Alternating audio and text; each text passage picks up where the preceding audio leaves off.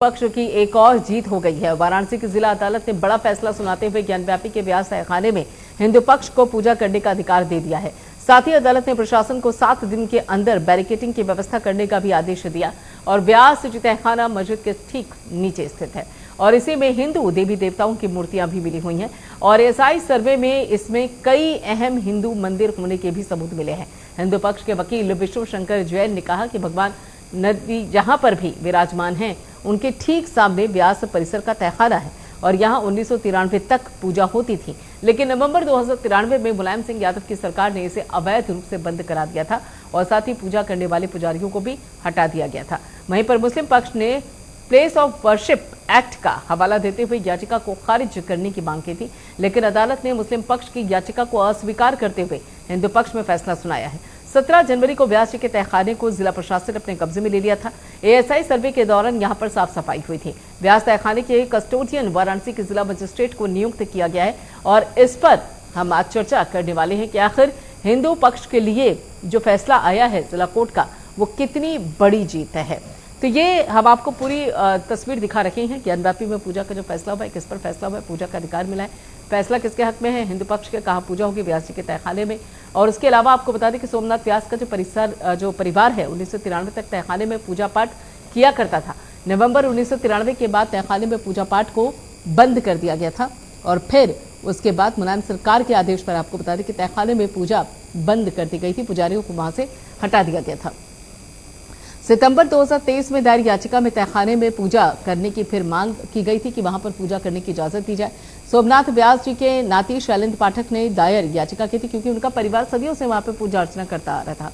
याचिका में तहखानों को नियम के सुपुर्द करने की भी मांग की गई थी और 17 जनवरी को तहखाने को जिला प्रशासन ने कब्जे में ले लिया था और उस बाबत आपको बता दें कि हिंदू पक्ष तहखाने में पूजा पाठ की अनुमति मिली है। फैसले के खिलाफ हाईकोर्ट जाएंगे, कहना है दूसरे पक्ष का, और हिंदू पक्ष की मांग है कि नंदी जी के सामने ही बैरिकेडिंग खोल दी जाए और वहीं दूसरा पक्ष है कि विशेष पूजा अधिनियम के तहत ये संभव नहीं।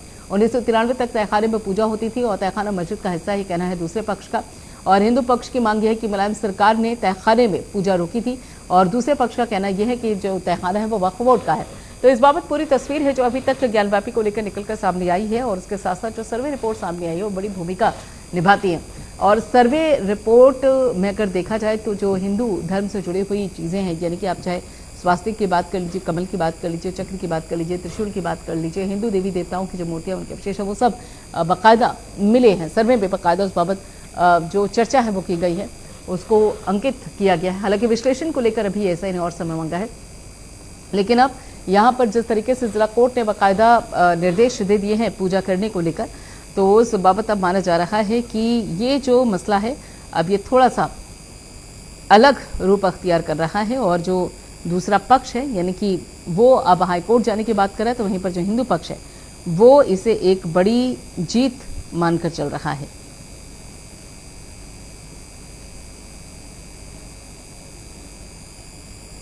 तो 30 साल बाद आपको बता दें कि काशी विश्वनाथ ज्ञानव्यापी केस में ये एक बड़ा फैसला आया है और 1991 में वाराणसी कोर्ट में पहला मुकदमा दाखिल हुआ था।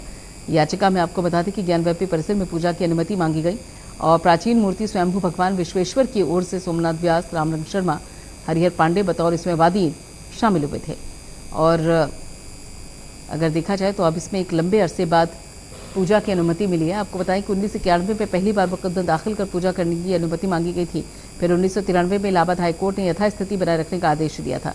फिर 2018 में सुप्रीम कोर्ट ने स्टे ऑर्डर की वैधता 6 महीने के लिए बढ़ाई और 1900 यहाँ पर आपको बता दें कि 2019 में वाराणसी कोर्ट में फिर से इस मामले में सुनवाई शुरू हुई और 2021 में फास्ट ट्रैक कोर्ट ने ज्ञानव्यापी के पुरातात्विक सर्वेक्षण की मंजूरी दी थी और तभी से ये जो मसला है वो लगातार आगे बढ़ता जा रहा है। कानूनी दावपेच भी हैं।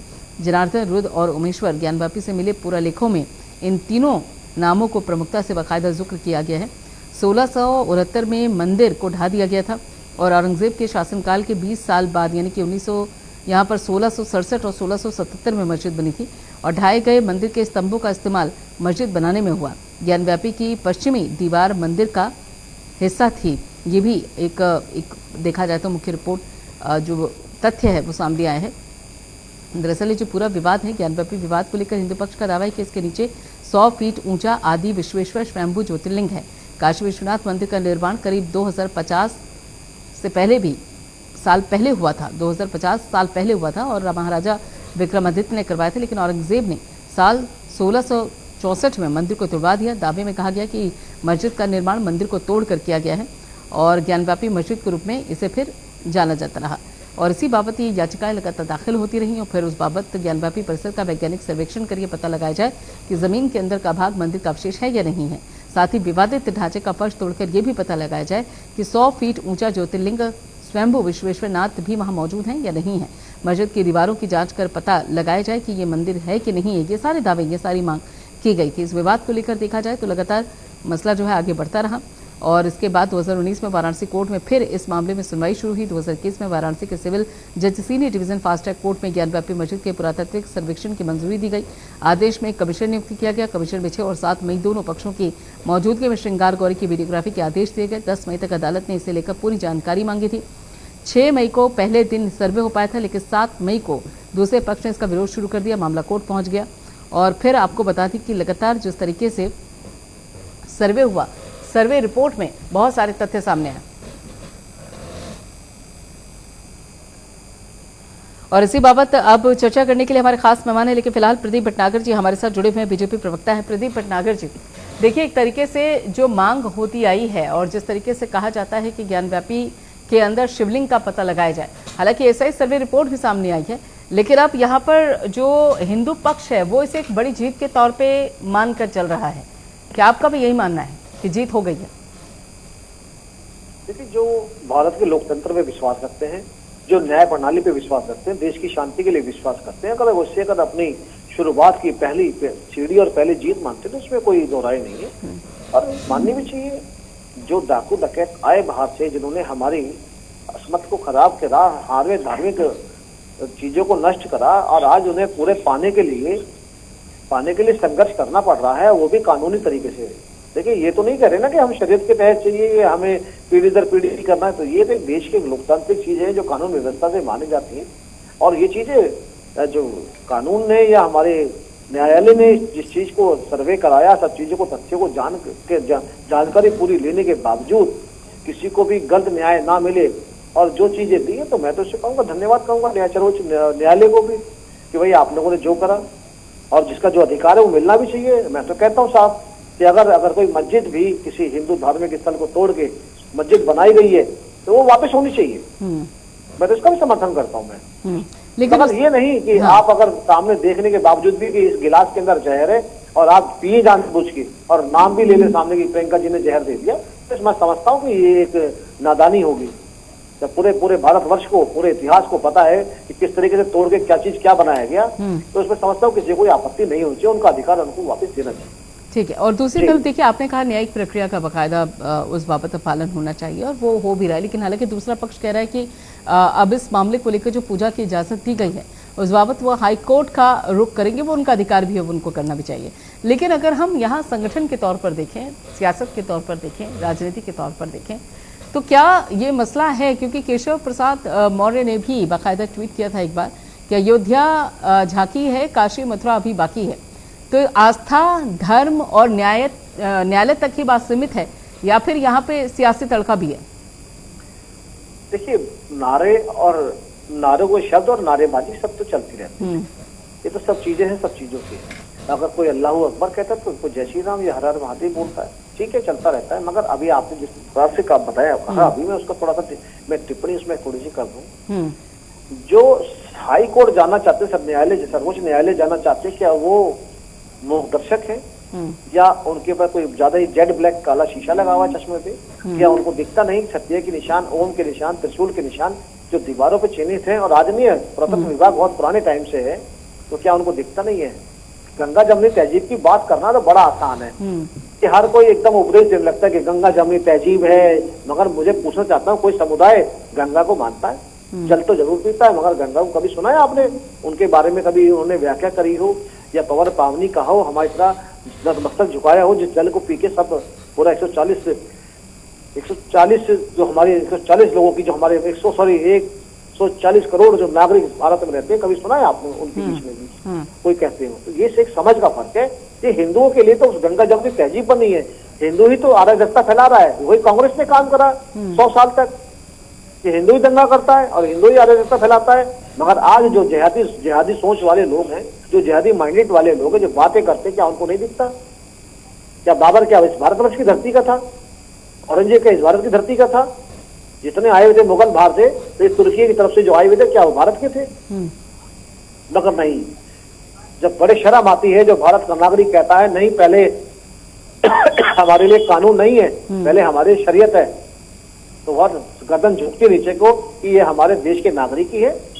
ये भारत में वही लोग हैं जो गंगा जमुनी तहजीब की बात करते हैं, ये वही लोग हैं जो अम्बेडकर जी का नाम ले लेके बार बार दुहाई देते हैं, ये वही लोग हैं जो कहते हैं कि नहीं हम तो शरीयत पे चलते हैं और ऑन एयर में बैठ के बोलते हैं।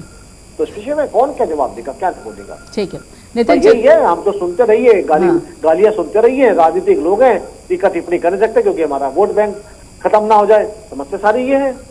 ठीक है, देखिए वोट बैंक की कोई परवाह नहीं है, जो सच है वो सच है, उसको बोलेंगे और 100 लोगों के आगे बोलेंगे, करोड़ों लोगों के आगे बोलेंगे, बिल्कुल नहीं छीना है। चलिए ठीक है, नितिन चतुर्वेदी जी भी हमारे साथ जुड़ चुके हैं, जो कि प्रवक्ता हैं हिंदू महासभा के। नितिन चतुर्वेदी जी, पूजा की इजाजत मिल गई है व्यास जी में, और उसके साथ साथ 30 साल बाद हालांकि एक अब ये इजाजत मिली है, कितनी बड़ी जीत के तौर पर देख रहे हैं आप इसे? मान रहे हैं कि रास्ता अब आसान हो चुका है, आधा तय हो चुका है या पूरा हो चुका है? क्या है आपका नजरिया? देखिए ऐसा है, हम लोग सनातनी लोग हैं, हम लोग प्रभु को मानने वाले लोग हैं, हम लोग कानून को मानने वाले लोग हैं, हम लोग संविधान को मानने वाले लोग हैं। देखिए राम मंदिर की जो लड़ाई, जो 90 साल तक हिंदू महासभा ने जिसका मुकदमा लड़ा, तो आप देखिए एक ऐतिहासिक दिन आया जब उस मंदिर का सुप्रीम कोर्ट द्वारा निर्णय दिया गया, राम की पाप प्रतिष्ठा भी हो गई।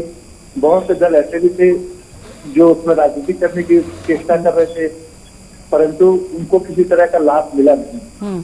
अभी मैं डिबेट पे बैठा था 4 दिन पहले, तो उसमें आपके प्रवक्ता बैठे थे जो कह रहे थे कि बीजेपी इसका लाभ लेना चाहती है। तो हमने उनसे प्रश्न किया, हमने कहा ठीक है, अगर बीजेपी लाभ लेना चाहती है तो वो उसने इसके लिए बहुत कड़ी मेहनत भी की है, और अभी मसला तो बाकी है, आप मसला के पक्ष आप बन जाइए, आप भी इसका लाभ ले लीजिए, अभी तो मसला का कोई फैसला आया नहीं है। तो वो चुप हो गए। तो देखिए ये कह देना बड़े आसान है कि बीजेपी इसका लाभ ले रही है, तो अभी भी ज्ञान बाकी में कोई बुरा निर्णय तो आया नहीं, अभी तो आधी लड़ाई है, अभी तो बहुत लड़ाई लड़ती है।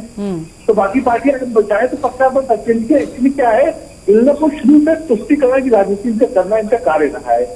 इन लोगों ने हमेशा एक समुदाय को खुश करने का कार्य किया है। आज जब इन्होंने देखा कि हिंदू जाग गया, हिंदू राष्ट्र बनने की एक चेष्टा हुई है, तब हिंदू एक तरफ हो गया, तब इन लोगों को लगा कि अब टोपी पहनने से काम नहीं चलेगा, अब तो टीका लगाना पड़ेगा, मंदिर जाना पड़ेगा। तो ऐसा 2 रंग का तो चरित्र नहीं चलेगा इस देश में। ये देश जो है संविधान से चलता है, कानून से चलता है, और हमने भी जो राम मंदिर की लड़ाई जीती वो सर्वोच्च न्यायालय तक जाके जीती, और यही लड़ाई हम ज्ञानवापी में लड़ रहे हैं। हमको पूर्ण विश्वास है कि कोर्ट जो भी निर्णय देगा वो सारे तथ्यों को देखते हुए देगा, क्योंकि कोर्ट की जो कार्रवाई होती है वो किसी धर्म के लिए नहीं होती है, ना कोर्ट धर्म के रास्ते पे चलता है, वो तथ्यों के आधार पर चलता है।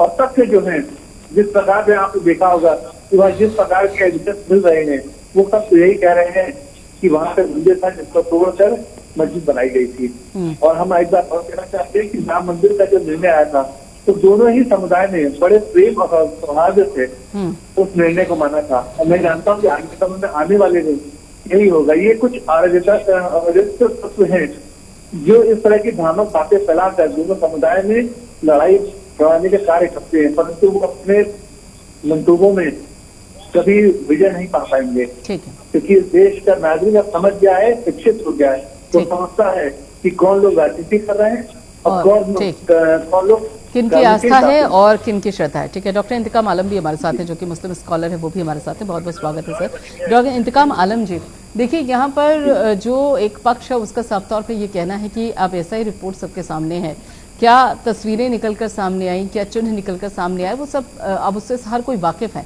तो ऐसे में अब ज्यादा जो कानूनी दावपेच है उसमें ना उलझ कर एक सौहार्दपूर्ण फैसला हो जाना चाहिए।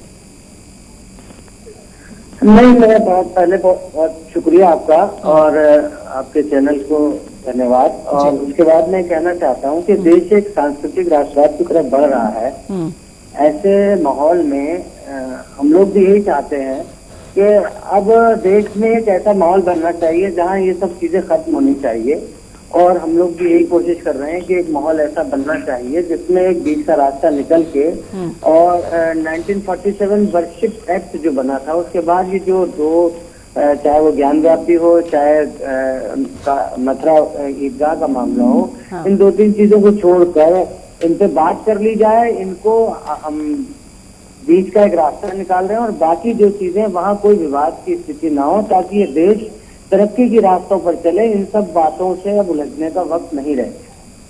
नहीं, लेकिन यहाँ पे डॉक्टर इंतकाम आलम जी ये भी कहा जा रहा है कि देखिए अगर आप वर्शिप एक्ट की बात कर रहे हैं तो यहाँ पर तो 1993 तक पूजा होती रही है, 47 के बाद 1993 तक पूजा होती रही है, तो इस हिसाब से तो अगर देखा जाए तो उनका पलड़ा ज्यादा भारी है हिंदू पक्ष का, ये कहा जा रहा है। तो मैं भी यही प्रयास कर रहा हूँ कि हम भी यही चाहते हैं कि देश को इज्जत तरक्की की ज्यादा जरूरत है, और जहाँ तक ये चाहे ज्ञान व्यापी हो या मथुरा हो, इनके साइड के टेबल टॉप होनी चाहिए और एक बीच का रास्ता निकालना चाहिए, ना कि अब ये, क्योंकि ये मामला इससे पहले भी हम देख चुके हैं, बाबरी मस्जिद वाला मामला भी, और वो इसलिए जरूरत है दोनों पक्ष बैठ के इसका एक बीच का रास्ता निकालें। फिर कब यहाँ पर एक पक्ष अगर देखा जाए तो दोनों पक्षों को बैठना चाहिए। देखिए सीधे तरीके से प्रदीप भंडारकर जी यहाँ पे जो मुस्लिम स्कॉलर हैं डॉक्टर इंतकाम आलम, वो भी कह रहे हैं कि दोनों पक्षों को बैठ के आपस में बातचीत कर लेनी चाहिए, सहमति एक तरीके से बन जानी चाहिए, फिर लंबा ज्यादा मामला खींचेगा नहीं। बिल्कुल बिल्कुल, मैं सही कहा हूँ। देखिए जो चीजें बैठ के घर में हो सकती है वो बाहर नहीं हो सकती, बाहर तमाशा होता है और लोग मजा लेते हैं तमाशे का। मगर जो कुछ पार्टियां, कुछ दल ऐसे हैं जो कि कभी इस चीज को कभी होने देंगे भी नहीं। हाँ। सबसे बड़ी विडंबना ये है। मैं तो चाहता हूँ कि भाजपा भी ना आए और ना भाजपा से सलाह लिया जाए, ऐसे अन्य दलों से ना सलाह ली जाए, बैठ के भाईचारे या एक परिवार की बात है होनी चाहिए बैठ के, इसमें कोई दोहराई नहीं है। मगर इन चीजों को अगर आप देखेंगे तो 500 वर्ष क्यों लग गए न्यायालय में? इतना अगर यही चीजें अगर पूर्वज भी सोचते होते सबके, तो 500 वर्ष थोड़ा न्याय चलता, तो कब का हो चुका होता। और ये तो खुद मेरे साथ बैठे स्कॉलर बैठे तो उन्हें पता है कि कुछ ऐसा वर्ष होते हैं कि अगर फलाने किसी चीज मस्जिद में नमाज ना पड़ जाए उन्हें सुन्नत नहीं माना जाता है। मगर कोई ये चीज मानने को तैयार नहीं ना, बात तो ईगो की है ना। किसके ईगो आवाज में? जी बोलिए। सियासी ईगो इसमें बीच में आ रही है या फिर कोई और मसला? भाई मैं आज सियासी अगर ईगो की बात करूं, देखिए प्रभु श्री राम जी का मंदिर बना, भव्य मंदिर बना, रोज लाखों लोग उसमें दर्शन कर रहे हैं, लाखों उसमें चंदा भी आ रहा है, और ट्रस्ट ऐसा ऐसा काम करके दिखाएगी वहाँ पे कि पूरे देश और दुनिया देखेगी। आज जो है, आज जो मस्जिद की जगह दी गई है, आज क्यों नहीं आज नेता आज आ रहे जो भाजपा को गाली बकते हैं, कांग्रेस और अन्य दलों क्यों नहीं आ रहा आज एक मस्जिद के लिए कि वो भी चाहे ना कि अपने नंबर बनाए। इतने बड़ी जमीन पे बहुत भव्य ऐसी मस्जिद बनाए जो एशिया में, पूरे दुनिया में कहीं ना हो, दुनिया देखने आए। वहाँ के लोकल लोगों को रोजगार भी मिलेगा, हजारों लोगों को, और उनके घर भी अच्छे बनेंगे, पक्के बनेंगे, उनके बच्चों को भी उन्नति होगी। कोई सोचती है पार्टी? आज बताइए 4 साल होने जा रहे हैं जमीन के लिए, किसने कह दिया और किसने कर दिया? आज ही जमीन ऐसी पड़ी है।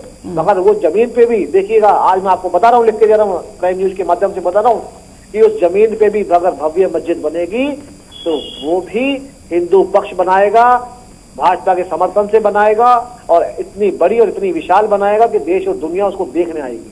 ठीक है, मैं आज आपके चैनल के माध्यम से गारंटी दे रहा हूँ। ठीक है, क्यों नहीं आ रहे? जितने आज धर्म के ठेकेदार बनते हैं, चाहे मुस्लिम ठेकेदार हो या अन्य राजनीतिक दल जो ठेकेदार बनते हैं, क्यों नहीं आ रहे आज सामने? 4 साल क्यों लग गए? किसी ने 1 रुपया चंदा दिया हो तो? बड़ी बात है ये। डॉक्टर इंतकाम आलम, देखिए ऐसा लगता है कि जैसे कथनी और करनी में फर्क है। अभी जो अयोध्या का इन्होंने उदाहरण दिया। हाँ हेलो जी, आपको आवाज मिल रही है इंतकाम आलम साहब? हाँ जी, आ रही जी। कथनी और करनी में फर्क है। जिस तरीके से उदाहरण यहाँ पर प्रदीप जी ने अयोध्या कर दिया कि 500 साल लग गए, अगर आपसे सहमति होती तो फिर न्यायालय जाना नहीं पड़ता और 500 साल नहीं लगते। लेकिन एक्सेप्शनल केस हर जगह होते हैं। अभी तक जो रहा होगा मुसलमानों की सोच, लेकिन मुसलमानों की इज्जत, भारत का मुसलमान भी राष्ट्रवाद की तरफ बढ़ रहा है। और मैं आपको इस शेर के माध्यम से बताना चाहता हूँ कि वतन की सरजमी को अमन का गुलशन बनाना है। मैं यहाँ पर आपको थोड़ा सा टोकूंगी। भारत का मुसलमान राष्ट्रवाद की तरफ बढ़ नहीं रहा है, वो राष्ट्रवाद की तरफ हमेशा से रहा है। बेशक राष्ट्रवाद की तरफ हमेशा से रहा है, लेकिन अभी जैसे प्रदीप जी कह रहे हैं कि 500 साल की बात, तो मुसलमान ने इससे पहले भी, अगर देखिए जहाँ तक कोर्ट के फैसले का मामला है, तो इससे पहले माननीय जब सर्वोच्च न्यायालय ने फैसला दिया था बाबरी मस्जिद को लेके, तो भारत के मुसलमान ने जिस तरह का सबूत दिया, जो आप देख सकते हैं वो नजीर है, इस वक्त राम जी का भव्य मंदिर भी वहाँ बन गया है। और अगर यहाँ कोर्ट का जो फैसला आएगा, जिस तरह का भी कोर्ट का फैसला आएगा, उसको पूरे भारत के मुसलमान मानेगा। लेकिन मेरा कहना यहाँ यही है, बाबर को अपना मंदिर समझते हैं? नहीं, बाबर हमारा कोई नहीं है, बाबर हमारा कोई नहीं है, ना बाबर हमारा कोई है, ना अकबर हमारा कोई है। हम ख्वाजा मोइनुद्दीन चिश्ती वाले हैं, मदारुल आलमीन वाले हैं, हम सूफिज्म वाले लोग हैं। बाबर से हमारा कोई लेना देना नहीं है साहब। ठीक है, मतलब जो फैसला आएगा वो हर तरीके से मान्य होगा। नितिन चतुर्वेदी जी, आप हैं क्या हमारे साथ? आवाज मिल रही है आपको? नितिन चतुर्वेदी जी। जी नितिन चतुर्वेदी जी, आप हैं? आवाज मिल रही है आपको? जी ठीक है। नितिन चतुर्वेदी जी, यहाँ पे देखिए डॉक्टर इंतकाम आलम साफ तौर पे कहते हैं कि जो देश के मुस्लिम हैं उन्हें कोई एतराज नहीं है, न्यायालय का जो फैसला आएगा वो सर्वमान्य होगा और आपसी सहमति के साथ भी बातों को समझा जा सकता है, सुलझाया जा सकता है। सीधे तरीके से उनका पक्ष यह है कि विवाद की तो स्थिति ही नहीं है कहीं। देखिए, मैंने भी आपसे पूर्व में यही कहा था कि हमारे देश का जो मुसलमान है वो, उसने अभी राम मंदिर के फैसले पे कितना सौहार्द और प्रेम का परिचय दिया था, लेकिन कुछ ऐसे अराजक तत्व हैं जो इस तरह की घटनाएं करते रहते। देखिए, आज हमको अपने जो आलम साहब बैठे, ऐसे ही मुसलमानों की जरूरत है जो इस चीज को समझे, जो इस चीज को कानून और संविधान के तौर पर देखे, इसको धर्म के आईने से ना देखे। देखिए, हम हो चाहे आलम साहब हो, हम आपके चैनल के माध्यम से आज भी यही कहते हैं कि जो भी कोर्ट का निर्णय आएगा, चाहे वो हमारे पक्ष में आए चाहे आलम साहब के पक्ष में आए, हम उसको मानेंगे। तो आलम साहब जिस तरह से कह रहे हैं, मैं इनकी प्रशंसा करता हूँ, लेकिन कुछ ऐसे मुस्लिम हैं, अराजक तत्व हैं जो इस तरह की बातें फैलाते हैं। देखिए, अभी मैं पहले भी आधे घंटे पहले भी जीवन बैठा था, तो वहां पे यही बात कर रही थी कि मुस्लिम पक्ष जो कह रहा है कि यहाँ हमसे कोई भाईचारा की उम्मीद ना रखिए। तो मैं यही कहना चाहता हूँ कि आज हमको हमारे देश को आलम साहब जैसे मुसलमानों की जरूरत है, जो ये समझे और जाने कि देश जो है, आज हमारे देश में मंदिर मस्जिद से बड़े भी बड़े मुद्दे हैं, है ना। और देखिए, ऐसा है कि हिंदुओं के देखिए तो आप मेन 3 तीर्थ है, अयोध्या, काशी, मथुरा, ये तो आप भी जानते होंगे। यही 3 तीर्थों की लड़ाई है और 3 तीर्थों में जो मस्जिदों का निर्माण हुआ, वो आप स्वयं सोचिए कि आज के वर्तमान युग में जहाँ जमीनों की इतनी किल्लत है, बावजूद इसके भी लोग मकान बना रहे हैं। तो जब ये जमीनें बनाई गई होंगी तो उस समय मुझे नहीं लगता कि जमीन की कोई ऐसी किल्लत रही होगी, लेकिन जानबूझ के मंदिर के प्रांगण नहीं। देखिए, ये तो सर्व बात है कि ये मंदिर बहुत पुराने हैं, मस्जिदें बाद में बनी है, तो ये चाहते तो इसको अलग नहीं बना सकते थे, लेकिन मंदिरों के प्रांगण में ही बनाना है, जो 3 स्थल थे वहीं पर इतनी बड़ी मस्जिदें बनाना, ये बात का कहीं न कहीं सबूत है कि हिंदुओं की आस्थाओं से खिलवाड़ किया जाता था। तो आज वर्तमान युग में हमें चाहिए कि अपने भाईचारे को, गंगा जमुना तहजीब को, अपने प्रेम को, अपने सौहार्द को बना के रखें, एक दूसरे को बना के रखें। देखिए, आज हमारे देश किन ऊंचाइयों पे पहुंच रहा है। अगर हम इसी सब लड़ाई झगड़े में पड़े रहेंगे तो हमारा देश कैसे विश्व का नंबर 1 बनेगा। आज हमारे माननीय प्रधानमंत्री जी की कोशिशों की वजह से हमारे देश का जो सम्मान है पूरे दुनिया में, वो अपने आप में सराहनीय है। तो मैं कहना चाहता हूँ कि हमें अपने प्रेम और सौहार्द को बनाए रखना चाहिए और ये जो अराजक तत्व है, इनकी बातों को ध्यान नहीं देना चाहिए। ठीक है, लेकिन यहाँ देखिए डॉक्टर इंतकाम आलम, जो आपने बात कही, यही सवाल ये उठता है कि जो दूसरा पक्ष है इस पूरे मामले में, वो इस चीज़ को नहीं समझ पा रहा है। जो चीज़ें, तथ्य सामने हैं, जो तस्वीरें सामने हैं, जो यहाँ पर निशान सामने है और जिस तरीके से पूरा एक इतिहास रहा है वो साक्षात है। क्या यहाँ आप बैकग्राउंड में भी कुछ देख रहे हैं क्या? देखिए, आप तो कहते हैं कि जो सामने है उसको समर्थन कीजिए और उसको मानिए, उसको स्वीकार कीजिए, लेकिन वहां पर फिर ये स्थिति क्यों नहीं है? इतनी विचारधाराओं में फर्क कैसे है केवल के? देखिए, हम लोग इस वक्त अपने नौजवानों को समझाने की कोशिश कर रहे हैं कि वतन की सरजमीन को अमन का गुलशन बनाना है, जो शाखें नीम की है अब उन्हें चंदन बनाना है। हमें जल्दी निकालो मंदिरों मस्जिद के झगड़े से, हमें बच्चों के मुस्तकबिल को भी रोशन बनाना है। हम यही चाह रहे हैं कि देश का मुसलमान भी आगे बढ़कर आप इन सब चीजों से ऊपर उठकर कुछ फैसले लें, ताकि बच्चों के मुस्तकबिल तभी बेहतर हो सकता है जब राष्ट्र का निर्माण उज्जवल और अच्छे तरीके से। प्रदीप भटनागर जी। प्रदीप भटनागर जी, जी जी, आपको आवाज मिल रही है? बहुत गंभीर बात कही है यहाँ पर इंतकाम आलम साहब ने। देखिए, भाजपा जब से सरकार में केंद्र में आई है या राज्यों के अंदर आई है, तो भाजपा का एक प्रेरणा और एक अपने आप में एक संकल्प ले रखा है कि हम इस भारतवर्ष के हर जो समुदाय को निचला समझा जाता है उसको पढ़ाएंगे हम, और फिर ग्रेजुएट करके उसे आगे लेके आएंगे, उसकी सोच को बदलेंगे। ये संकल्प है भाजपा का और सरकार का भी। आज देखिए ना, आज मुस्लिम समुदाय के बच्चे बड़े अच्छी अच्छी पोस्टों पे IAS IPS भी हो रहे हैं, MBBS भी हो रहे हैं, बड़े बड़े मॉलों के अंदर हॉस्पिटल्स में आज अच्छी अच्छी पोस्टों पे लग रहे हैं।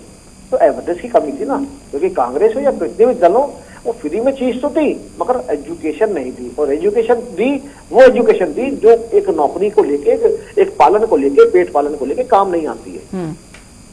मदरसे तो दिए मगर मदरसों की तो सुविधा नहीं दी। मदरसे दिए मगर वो मदरसे दिए कि आप उर्दू पढ़िए, कट्टरता में आइए, मगर आप देश के बारे में ना सोचिए, देश हित के बारे में ना सोचिए, आप आगे ना आइए। तो इस परिवर्तन को लाने के लिए काम करना पड़ेगा। मुझे पता है कि उत्तर प्रदेश के हमारे मुख्यमंत्री योगी आदित्यनाथ जी को बहुत लोग मुस्लिम कम्युनिटी अच्छा समझती है। आज के टाइम में उनके दिल में जगह है उनके लिए, और कुछ लोग जो कट्टर हैं या जो पॉलिटिकल लोग हैं वो नहीं समझते। आज वो हेड स्पीच देते हैं मगर कभी आईने में ये नहीं देखते कि जिन मदरसों को आपने केवल उर्दू मीडियम का रखा था, जो केवल पढ़ के बच्चे शरीफा पढ़ के और घर में रह जाते थे, आज वो बच्चे इंग्लिश मीडियम और कंप्यूटर पढ़ के आज घर से बाहर निकल रहे हैं, चाहे बेटी हो या बेटा हो। सोच का फर्क है। ठीक है, भारतीय जनता पार्टी को आपने हिंदू विरोधी और कट्टर विरोधी दुनिया भर के नाम दे रखे हैं, मगर जब भाजपा और उसकी सरकार जब काम करके दिखाएंगे तो हो सकता है कि हम भी कोशिश करें इस मुस्लिम समुदाय कम्युनिटी को माइंड को चेंज करने की। ये प्रयास है हमारा और रहेगा भी। ठीक है, नितिन चतुर्वेदी जी, देखिए अगर जो एक तरीके से अगर देखा जाए, जो यहाँ पर कहा भी जाता है कि अयोध्या, काशी और मथुरा, बात अगर यहीं तक रुक जाती तो शायद कोई बात नहीं थी, या फिर ये कहते कि ठीक है, लेकिन जब इसमें और भी नाम जुड़ेंगे, जब ये जो लिस्ट अगर वो लंबी होती चली जाएगी, तो फिर एक पक्ष दूसरा भी है, एक बार दूसरा भी है जो प्रश्न खड़े करेगा। देखिए, ऐसा है, हम आपकी बात से पूरी तरह सहमत हैं, लेकिन ये बताइए कि दूसरा पक्ष हमें कोई ऐसा एविडेंस तो दिखाए कि कहीं हमने मस्जिद तोड़ के मंदिर का निर्माण किया हो। भाई मैं एक घर में जहाँ छोटे से बड़ा हुआ हूँ, वहाँ पे मुझे उस घर की मेरी यादें हैं, और मैं देख रहा हूँ उस घर को दूसरा घर बना दिया गया। मैंने तो किसी घर में कहा ना, आप इतिहास जाके देख लीजिए, कभी कोई मस्जिद तोड़ के मंदिर बना हो। मंदिर आप देखिए, सनातन धर्म सबसे पुराना धर्म है, उसके मंदिर तो बहुत पुराने थे, मस्जिदें तो बाद में बनी ना, तो हमने किसी की मस्जिद नहीं तोड़ी। हमने कभी किसी, देखिए हिंदू धर्म जो है वो क्या कहता है, हिंदू जब अपनी प्रार्थना करता है तो उसमें भी कहता है पूरे विश्व का कल्याण हो।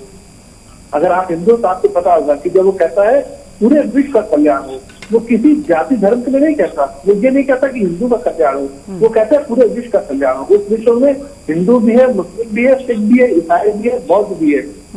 तो हम जब आप देखिए, हिंदू धर्म सिखाता ही हमें ये है, लेकिन धर्म की परिभाषा क्या है? धर्म ये कहता है कि सबसे पहले तो अपने आप को श्रेष्ठ मत समझो, सबके धर्म उनके लिए श्रेष्ठ है। जैसे आपके लिए आपका मुस्लिम धर्म श्रेष्ठ है, ऐसे हमारे लिए हिंदू धर्म श्रेष्ठ है।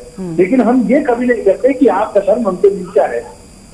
जब आप ये कहेंगे कि नहीं ये धर्म जो है मुझसे नीचा है, लड़ाई वहीं शुरू हो जाएगी।